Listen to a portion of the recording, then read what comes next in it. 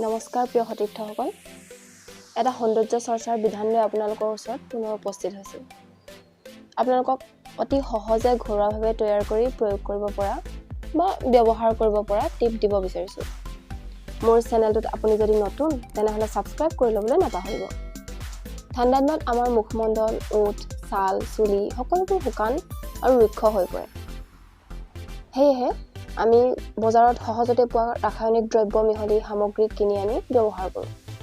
ফলত আমাৰ ছালখনে নিজস্বভাৱে প্ৰাকৃতিক সৌন্দৰ্যৰ বিপৰীতে কৃত্ৰিম সৌন্দৰ্য ভৰা ছাল এখনহে পাই আহিছে, নহয় জানো? যাৰ বাবে আমি অকণমান ৰ'দ বা বতাহত ওলালেই আমাৰ ছালখনে স্বাভাৱিকতা হেৰুৱাই পেলায় আৰু কেতিয়াবা ছালখন ৰ'দে পুৰে বা কেতিয়াবা ৰুক্ষ হৈ পৰে, যিটোক আমি সাধাৰণতে ফটা বুলিও কওঁ। সেয়েহে আজি মই আপোনালোকক প্ৰাকৃতিক সৌন্দৰ্য ধৰি ৰাখিব পৰাকৈ দুটামান ঘৰুৱা সৌন্দৰ্য চৰ্চাৰ বিষয়ে টিপছ আপোনালোকক দিব বিচাৰিছোঁ।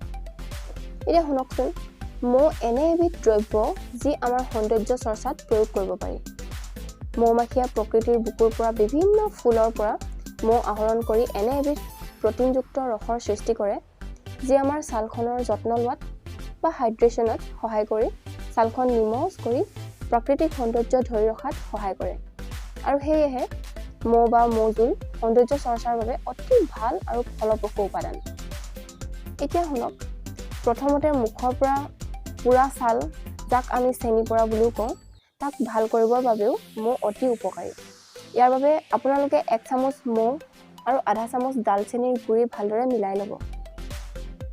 ডালচেনিত এণ্টিবেক্টেৰিয়েল গুণ থাকে, যি আমাৰ মুখত থকা বিভিন্ন ধৰণৰ বীজাণুবোৰ ধ্বংস কৰাত সহায় কৰে।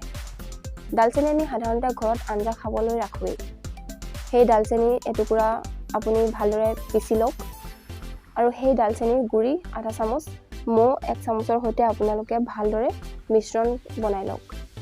ভালকৈ মিশ্ৰণটো হোৱাৰ পিছত আপোনালোকে হাতৰ আঙুলি বা কপাহেৰে মুখখনৰ পুৰা দাগবোৰত বা গোটেই মুখখনত সানি থওক। 10 মিনিট সময় এনেদৰে লগাই ৰাখক আৰু তাৰপিছত কুহুমীয়া পানীৰে ধুই দিয়ক। এনেদৰে সপ্তাহত 2 বা 3 দিন ব্যৱহাৰ কৰিলে দেখিব লাহে লাহে আপোনাৰ চেনি পৰা ক'লা দাগবোৰ আঁতৰি গৈছে। এতিয়া চাওক, ঠাণ্ডা দিনত আমাৰ ছালখন সাধাৰণতে উজ্জ্বলতা নাইকিয়া হৈ ৰুক্ষ হৈ পৰে আৰু এই ৰুক্ষ ছালখনৰ উজ্জ্বলতা ঘূৰাই আনিবলৈ মৌ বৰ উপকাৰী। এতিয়া শুনক, 1 চামুচ মৌ, 1 চামুচ অ'টমিল ভালদৰে মিহলি কৰি লওক। অ'টমিল দোকানত পোৱা যায়, যিটো আমি সাধাৰণতে খাবলৈ ব্যৱহাৰ কৰোঁ। অ'টমিল আৰু মৌ মিহলি মিশ্ৰণটো ভালদৰে মুখত মালিচ কৰক আৰু প্ৰায় 10-15 মিনিট সময় ৰাখি ধুই দিয়ক। দেখিব আপোনাৰ ছালখন উজ্জ্বল হৈ পৰিছে।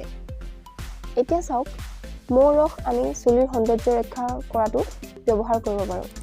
ঠাণ্ডা দিনত আমাৰ চুলিবোৰ শুকান হৈ পৰে আৰু কেতিয়াবা ফাটিও যায়, নহয় জানো? ইয়াৰ বাবে আমি মৌ ব্যৱহাৰ কৰিব পাৰোঁ। ইয়াৰ বাবে আপুনি 2 চামুচ মৌ আৰু 1 চামুচ অলিভ অইল ভালদৰে মিহলাই চুলিত ঘঁহিব। অলিভ অইল দোকানত কিনিব পাৰি। অলিভ অইল আৰু মৌ মিহলি মিশ্ৰণটো চুলিত মাছাজ কৰি ঘঁহিব। ভালদৰে সানিব, যাতে প্ৰত্যেকডাল চুলিৰ গুৰিলৈকে আপোনাৰ মাছাজ হয় বা এই মিশ্ৰণখিনি লাগে। ভালদৰে মাছাজ কৰি ঘঁহাৰ পিছত প্ৰায় আধা ঘণ্টামান চুলিখিনি বান্ধি ৰাখক। পিছত চেম্পু কৰি চুলিখিনি ধুই দিব। সাধাৰণতে ঠাণ্ডা দিনত কুহুমীয়া পানী আৰু গৰম দিনত ঠাণ্ডা পানীয়ে চুলিখিনি ধুলে চুলিৰ স্বাভাৱিক মসৃণতা আৰু ফিৰফিৰীয়া ভাৱটো থাকে। অলিভ অইলে আপোনাৰ চুলিখিনিত কণ্ডিশ্যনাৰৰ কাম কৰিব। এই মিশ্ৰণটো ব্যৱহাৰ কৰাৰ পিছত আপোনাৰ আগৰ চুলিখিনি আৰু মিশ্ৰণটো লগোৱাৰ পাছৰ চুলিখিনিৰ মাজত যিটো পাৰ্থক্য, সেইটো আপুনি নিজেই ধৰিব পাৰিব। এতিয়া শুনক, আপোনাৰ ওঠখন যদিহে ফাটিছে, তেনেহ'লে এই ওঠৰ বাবেও মৌ ব্যৱহাৰ কৰিব পাৰে। আপুনি বজাৰৰ পৰা কিনা ভেচলিন জাতীয় দ্ৰব্য ব্যৱহাৰ কৰাতকৈ এটা মৌৰ বটল কিনি আনক। আপোনাৰ শুকান ওঠখনত আঙুলিৰে অকণমান মৌ লৈ ভালদৰে সানি দিব। অলপমান সময়ৰ পিছত আপুনি নিজেই অনুভৱ কৰিব আপোনাৰ ওঠখন নিমজ হৈ পৰিছে আৰু ওঠখনলৈ প্ৰাকৃতিক কোমলতা আহিছে। ইয়াক আপুনি ধুবলৈ বা কিবা কৰাৰ প্ৰয়োজন নাই, কাৰণ মৌ আমি খাওঁ। সেয়েহে আপুনি ভয় কৰিব নালাগে যে ওঠত লগোৱা মৌ ৰসখিনি পেটলৈ গ'লে আপোনাৰ কিবা অপকাৰ হ'ব নেকি। আপোনালোকে মোৰ এই বিউটি টিপছ কেইটা ব্যৱহাৰ কৰি কেনেকুৱা পালে কমেণ্ট কৰি জনাবলৈ নাপাহৰিব।